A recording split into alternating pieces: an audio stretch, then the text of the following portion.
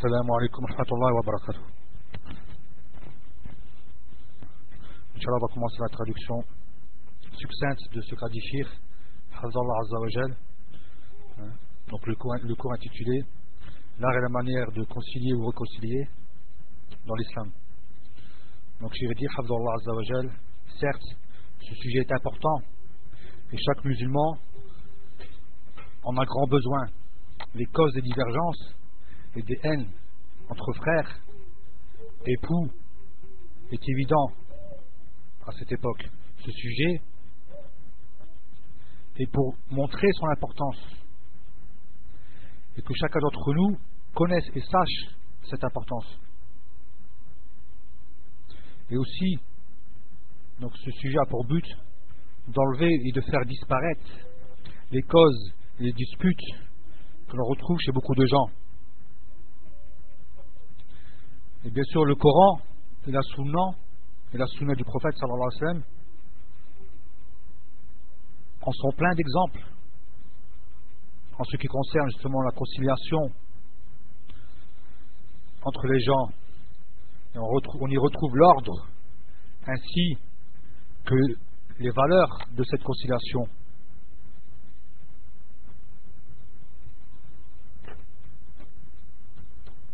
Et Allah Azza wa Jal dit dans la sourate Nisa, verset 114, il n'y a rien de bon dans la plus grande partie de leur conversation secrète, sauf si l'un d'eux ordonne une charité, une bonne action ou une conciliation entre les gens.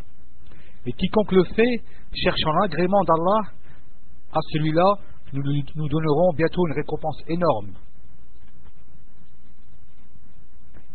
Vous voyez, celui qui concilie entre les gens avec sincérité, comme il est demandé dans ce verset, qu'il se réjouisse, comme on le voit aussi à la fin du verset, qu'il se réjouisse de quoi? D'une grande récompense. Et certes,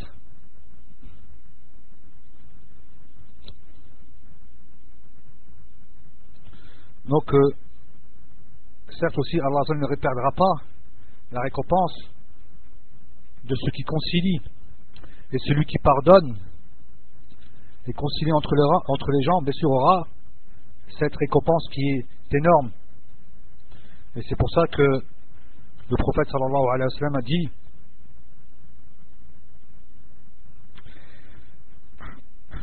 bien sûr dans une traduction qui est rapprochée, donc il n'y a pas de meilleur, c'est-à-dire, ne vais-je pas vous prévenir de ce qui est meilleur que la prière, le jeûne et l'aumône. Donc il dit oui au prophète, donc il dit concilier entre les gens. Donc vous voyez bien que concilier est au-dessus de prier, jeûner et faire l'aumône. Donc on retrouve ces grandes adorations en dessous, moindres, elle possède une valeur qui est moindre que le fait de concilier entre les gens. Et pourquoi? Parce que cela enlève et fait disparaître l'animosité et le danger qu'il peut avoir justement dans ces disputes-là, dans le fait dans justement ces haines et ces disputes qu'il y a entre les gens.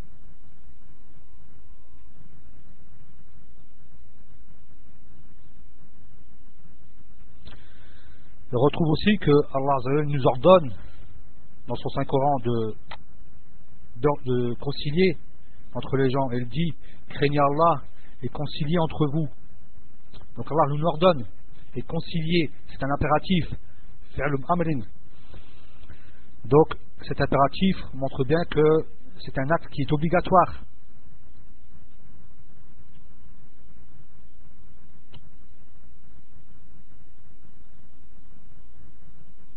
Et aussi il dit Azza wa Jal, certes les croyants sont frères, et concilier entre vos frères. Et on retrouve aussi dans un hadith rapporté par l'imam Ahmed, lorsque le prophète sallallahu alayhi wa sallam fit un écrit entre les muhajirin et les ansar, lorsqu'il les a bien sûr rendus frères, donc il ordonna de concilier entre eux. Il leur donna de quoi? De consigner entre eux, entre les muhajirines et les ansar. Et aussi, le prophète sallallahu alayhi wa sallam, malgré toutes ses occupations, surtout lorsqu'il venait d'arriver à Médine, il fallait structurer, c'est-à-dire cette ville. Donc, malgré toutes ses occupations, il est parti à Quba. À l'époque, Quba, si maintenant elle fait toujours partie de Médine, à l'époque, ça ne faisait pas partie, bien sûr, de Médine. C'était en dehors de ce qu'on appelle de la ville de Médine à l'époque. Et le prophète sallallahu alayhi wa sallam est parti à Quba parce qu'il y avait un problème entre les personnes. Et il a dit, sallallahu alayhi wa sallam, venez avec moi, on concilie entre eux. Venez avec moi, on concilie entre eux. Donc regardez donc le fait de concilier, alors que regardez un peu comment était le prophète sallallahu alayhi wa sallam, alors qu'on voit qu'actuellement, si telle ou telle personne ont quelconque divergence entre eux, actuellement on ne bouge pas. Pourquoi? Parce qu'on dit ça ne nous touche pas, parce qu'on dit je ne veux pas entrer dans les histoires. Alors actuellement ce n'est pas mon problème, je ne veux pas entrer dans les histoires. Alors que cette parole, même si a priori elle paraît bien, le fait de s'écarter, on va dire entre guillemets, des problèmes, là ce n'est pas le fait de s'écarter des problèmes, c'est de vouloir concilier entre les gens, qui est, regardez, une sunna du prophète sallallahu alayhi wa sallam par rapport à ce qu'on a vu avec l'histoire de Quba. Donc il y a bien sûr en ce moment-là quoi, donc une divergence ou bien un manquement à la sunna à ce sujet. Donc Ibn al-Qayyim rapporte les conditions de ce sujet lorsqu'il dit que la personne doit connaître le sujet. Elle doit donc elle doit connaître la situation comme il le faut. Et elle doit connaître aussi, elle doit être savante des statuts, des règles religieuses à ce sujet. Première, deuxième, donc ça c'est la deuxième condition. La troisième, c'est qu'elle ait comme intention justement d'arranger entre les gens. Il faut qu'elle ait un qasd, une niya. Donc, et si la personne a, lorsqu'elle arrange entre les gens, lorsqu'elle concilie entre les gens, et que la personne justement retrouve en elle ces trois conditions.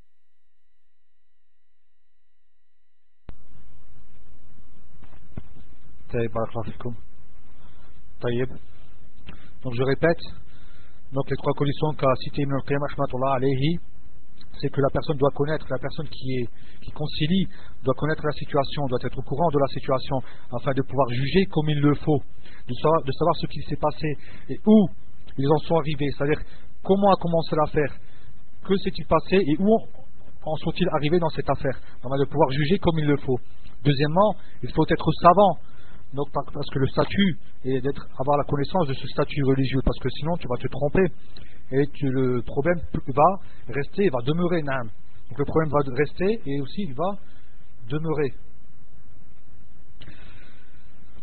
Et cela toujours afin que tu puisses bien sûr donner le statut exact de cette affaire. Et troisièmement, que l'intention soit pour Allah Azza wa Jal. Donc il faut être sincère à ce sujet. Ça c'est très important, parce que celui qui le fait pour autre qu'Allah Azza wa Jal, c'est-à-dire pour celui qui le fait pour Allah Azza wa Jal, aura déjà, comme on a vu par rapport au verset, une énorme récompense. Et celui qui cherche à obtenir un bien, c'est-à-dire de la vie d'ici-bas, à ce moment-là, bien sûr, il y aura autre que cela. Donc il faut, comme a dit notre thème, être savant dans la situation actuelle. Il doit connaître, donc il doit être savant aussi par rapport au statut de cette affaire, et aussi il doit être bien intentionné. Donc bien sûr, et celui qui fait ça aura, bien sûr, il sera meilleur que celui qui prie, qui jeûne et qui donne l'aumône. Et il y a toujours par rapport à cela certains comportements à adopter. Donc premièrement, c'est qu'il soit doux. La personne doit être douce, large d'esprit, car il peut va entendre à son insu de mauvaises paroles. Le fait qu'il va ordonner le bien, donc il va aller ordonner le bien et réprouver un mal lorsqu'il concilie. Donc il faut qu'il se prépare à quoi? à encaisser en fin de compte les mauvaises paroles qui seront proférées contre lui. Donc la personne doit être sage. Il doit savoir quand il parle. Il doit savoir quand il se tait. Donc il faut savoir quand est-ce qu'il faut parler. Il faut savoir quand est-ce qu'il faut se taire. C'est-à-dire quand est-ce qu'il faut montrer sa joie aussi. Quand est-ce qu'il faut montrer sa colère. Et à ce moment-là, bien sûr,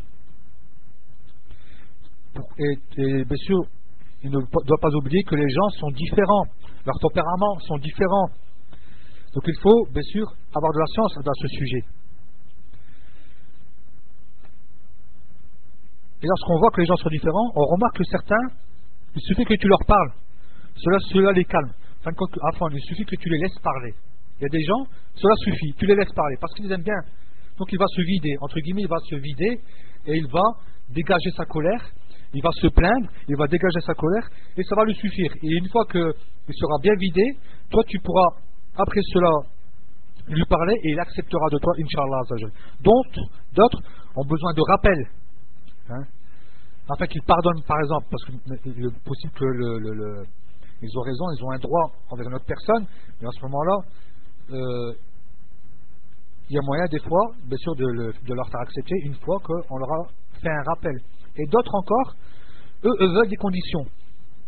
Donc en ce moment-là, ils veulent telle ou telle condition. Donc il faut aussi, bien sûr, savoir, c'est en fin de compte, comment juger, c'est-à-dire comment faire, hein, comment procéder avec toutes ces catégories de personnes.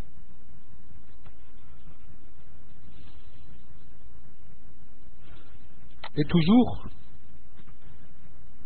parmi ceux qui concilient, donc il faut savoir aussi, des fois, comment il faut c'est-à-dire juger, c'est-à-dire le fait de ne pas se mettre avec un parti, hein, au détriment de l'autre. Et après, parce que cela ne va faire qu'augmenter ce problème. Donc on va retrouver un deuxième problème. Il y avait un problème à l'origine et on retrouve un deuxième problème parce que là, une personne, au lieu de concilier, se retrouve, hein, c'est-à-dire auprès d'une partie, va se retrouver, c'est-à-dire auprès d'une partie, au détriment de l'autre. Et certains aussi, parmi ceux qui concilient, veulent que tout se termine tout de suite, sans presse. Hein, ils veulent que tout se termine tout de suite, que tout soit fait en même temps. Alors que bien sûr, à ce moment-là, bien sûr, ce n'est pas possible, ce n'est pas comme ça. Donc il faut, des fois, même on voit que des fois il va falloir laisser tomber la chose et revenir plus tard. Il y a des moments où la chose ne va pas s'arranger en une seule assise. Donc il va falloir partir et revenir plus tard, voire laisser quelques jours. Et il faut bien sûr, dans ce cas, être doux et savoir parler avec calme. Donc il faut savoir aussi être doux dans sa façon de parler afin de calmer les parties. Et aussi, si la conciliation amène à un grand mal, donc que le conciliateur délaisse cela. Il faut que le conciliateur délaisse cette assise ou cette conciliation si cela amène un grand mal. Ou bien si on force l'une des deux parties, hein, afin de délaisser son droit. Enfin, quelqu'un a un droit envers un autre. Et on le force à délaisser son droit. Donc il peut commettre des erreurs. Ou si c'était forcé à l'autre afin de rendre le droit, on peut très bien, lorsqu'on le force à lui rendre le droit, peut-être qu'à ce moment-là il n'a pas les moyens, donc il va avoir honte, il va peut-être s'endetter, ou il va vendre des choses qui étaient chez lui, parce qu'il ne peut pas peut-être rendre le droit, je veux dire tout de suite, il ne peut pas rendre le droit sur le champ, nam.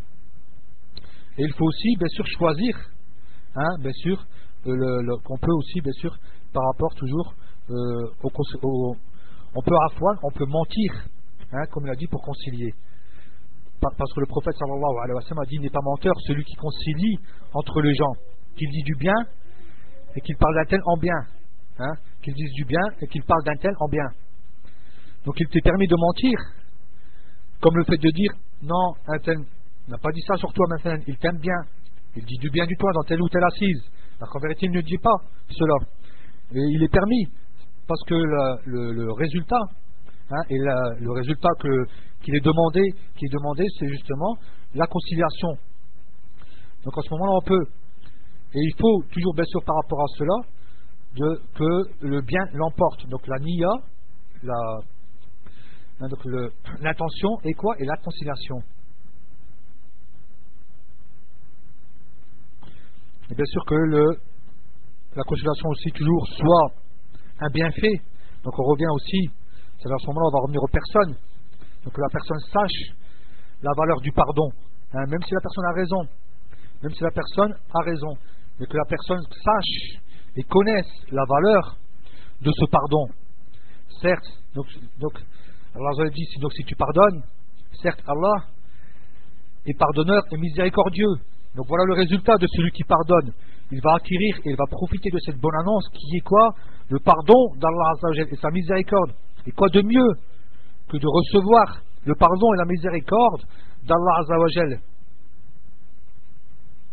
Donc aussi, toujours, donc dans le sens du verset où Allah Azza wa Jal dit, donc si tu pardonnes, hein, si tu pardonnes, donc il dit aussi, si tu pardonnes, donc certes, donc cela est plus proche de la crainte. Cela est plus proche de la crainte. Donc pardonne, afin que tu obtiennes cette qualité de celui qui pardonne, parce que c'est une noble vertu, c'est une bonne qualité que le fait d'essayer de pardonner. Mais si tu ne pardonnes pas, tu resteras en fin de compte dans ce problème, tu n'arriveras pas de sortir dans ce problème. Et il est cité dans Sahih Muslim, hein, que les portes du paradis s'ouvrent tous les lundis et jeudis, et Allah Azza wa Jal pardonne à tous ceux qui ne l'associent pas, sauf celui qui a une animosité ou celui qui a une discorde avec son frère. Et il dit à Allah Azza wa Jal, retournez celui-ci avec bien sûr cette discorde, donc retournez celui-ci, retournez-le. Donc sache, donc vous voyez que ces actes repartent. Pourquoi? Parce qu'il est en discorde avec son frère. Tous les lundis et le jeudi. Tous ceux qui n'associent pas. Donc à quoi ça sert à ce moment-là d'avoir des discordes et de rester avec surtout si les lundis et le jeudi, hein, nos actes reviennent. Subhanallah. On sache aussi que si tu laisses ton droit et pardonnes, donc tu n'es pas avili. Ce n'est pas une faiblesse, mais plutôt c'est un honneur pour toi. Et toujours il est rapporté aussi dans Sahih Muslim que le prophète sallallahu alayhi wa sallam dit, Allah augmente à son serviteur. C'est-à-dire Allah va quoi? Va lever ou va élever, hein, son serviteur le pardon et l'honneur. Hein. À son serviteur, c'est-à-dire le pardon, l'honneur. Allah va quoi? Va augmenter, c'est-à-dire à son serviteur qui pardonne, quoi? L'honneur. Allah va l'élever dans l'honneur. Et cela n'est pas une faiblesse, mais plutôt ceux qui pensent cela, qui sachent que cela vient de Shaitan. Le fait de pardonner, ce n'est pas une faiblesse. Et ce n'est pas un avilissement. Mais si tu laisses ton droit, Allah t'augmente, va augmenter ton honneur, va élever cet honneur dans les deux mondes, hein, dans la vie d'ici-bas et dans l'au-delà. Et ce hadith, donc, doit être en face de tes yeux. Ça doit être un manhaj, une voie pour toi, hein, et pour toute ta vie, afin que tu prennes justement, afin que tu pardonnes. Et sans oublier que Allah te pardonnera. Et bien sûr, on va passer à un autre point qui est une question.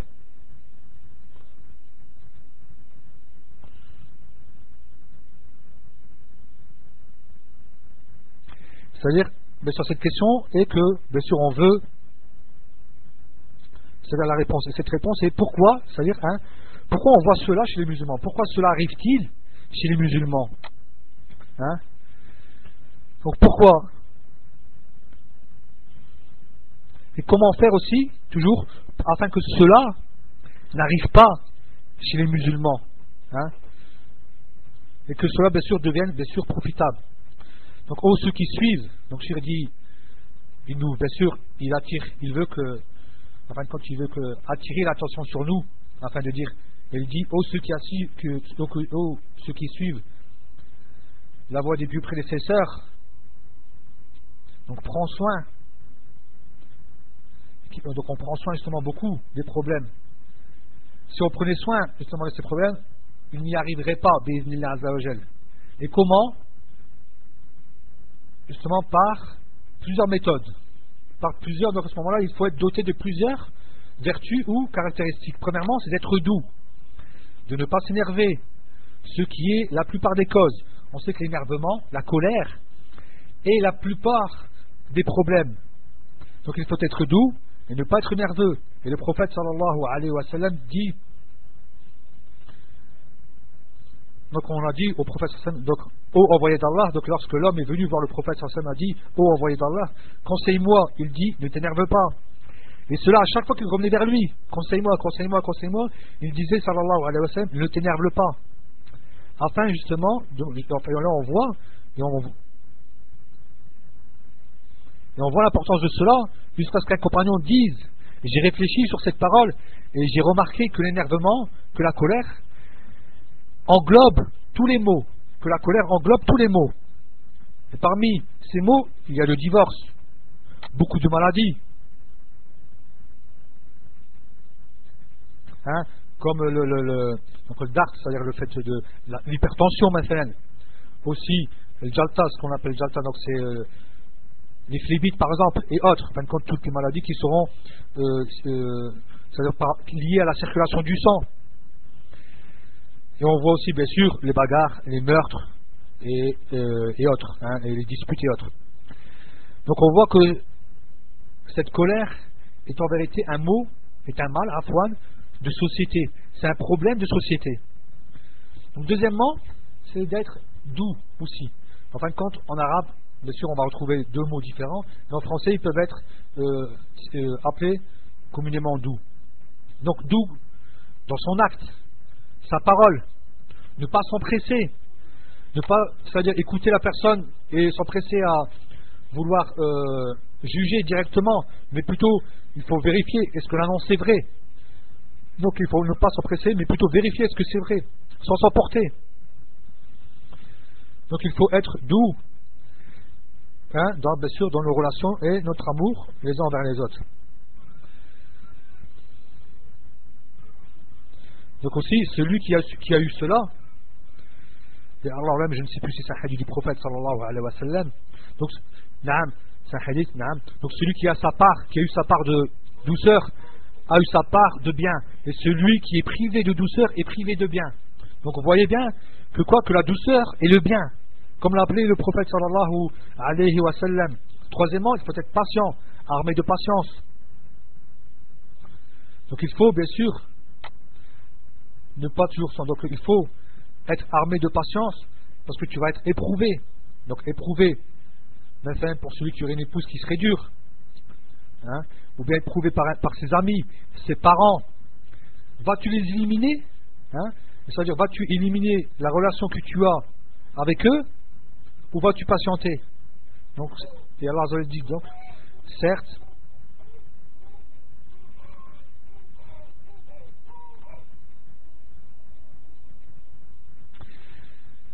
Allah donne aux patients sans compter. Certes, Allah donne aux patients sans compter. Et aussi le prophète sallallahu alayhi wa sallam a dit, personne n'a obtenu meilleur que la patience. Personne n'a obtenu meilleure chose que la patience. Troisièmement, quatrièmement, afwan, être large d'esprit.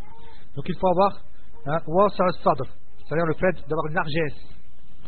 Donc la personne ne doit pas être jalouse, envieuse, énervée, ne doit pas avoir de haine envers ses frères, ni elle ne médit, mais plutôt elle devra avoir un bon cœur. Et cette personne-là, qui est dotée de ces vertus, aura une bonne annonce de la part d'Allah Azza wa Jal. Le jour où le bien, comme il dit Azza wa Jal, le jour où le bien et l'enfant ne seront pas profitables, sauf celui qui vient à Allah avec un cœur sain. Cinquièmement, s'empresser à lier les liens, à nouer les liens avec les gens. Il faut s'empresser de nouer les liens envers les gens. Donc la situation des musulmans, on voit que les musulmans sont faibles, on voit que leur situation est justement est faiblesse. Et cette situation peut se renforcer dans nos rapports entre nous, dans nos liens, surtout pour nous qui se disent et prétendent être de la voie des salafs. Donc il faut fin de compte se visiter, s'offrir des cadeaux, s'appeler, se donner des bonnes paroles. Toutes ces choses-là renforcent les liens. Sixièmement, il faut mettre en garde contre le fait de ta'assoub, donc le fait d'être borné, hein, c'est-à-dire le fait d'être borné, maintenant, je suis algérien, donc il n'y a pas mieux que les Algériens, je suis marocain, il n'y a pas mieux que les Algériens, les Marocains par exemple. Donc on ne doit pas avoir justement ce comportement-là. Donc on ne doit pas être borné par rapport à son pays, par rapport à un shirk quelconque. Donc le musulman doit suivre la vérité, il doit être exempt de toute passion. Donc il doit t'arranger. Hein, il doit t'arranger justement et concilier envers les gens. Donc, septièmement, la personne qui concilie, bien sûr, doit avoir un illustre comportement. Et cela est perdu chez beaucoup de gens. Donc la personne, soit avec son ami, c'est-à-dire son couple, et les autres, donc la personne, bien sûr, doit fermer les yeux par rapport aux erreurs que la personne commet en face de lui. Il ne faut pas être comme un inspecteur, comme un enquêteur, et rechercher que les erreurs, être méchant, c'est-à-dire à chaque fois, mais plutôt, ne demande pas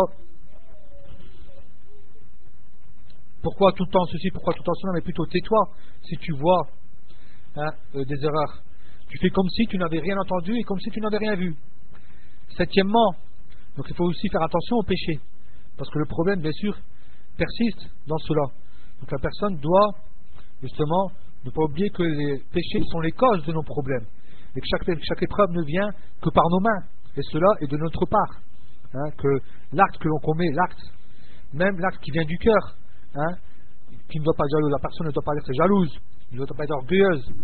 Donc il faut se repentir à Allah Azza wa Jal afin d'obtenir le bonheur dans les deux mondes. La personne doit craindre Allah Azza wa Jal. Et Allah Azza wa Jal dit par rapport à cela, accrochez-vous à la hanse d'Allah ensemble, tous réunis, et ne vous divisez pas. Donc voilà comment qu'il faut être dans ce domaine.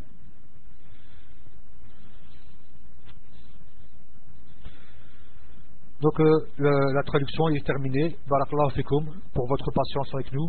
Jazakumullahu khair. Subhanakallahumma wa bihamdika ashhadu an la ilaha illa ant astaghfiruka wa atubu ilaik.